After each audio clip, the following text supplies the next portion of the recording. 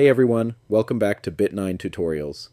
In this video, I'll show you how to change your YouTube channel handle, whether you want something simpler, more personal, or more brand friendly. If you find this guide helpful, don't forget to like the video and subscribe for more useful tutorials. Let's get started. First, go to the top right corner of YouTube and click on your profile icon, then select View Your Channel.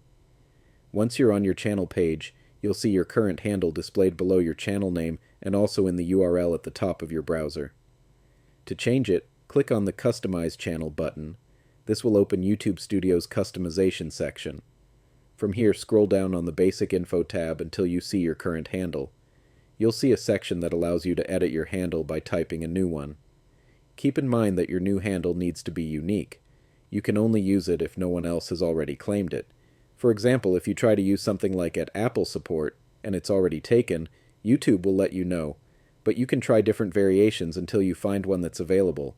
Once you've chosen a handle that works, go to the top right and click Publish.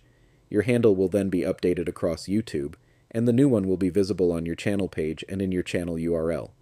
And that's it. You've successfully changed your YouTube handle.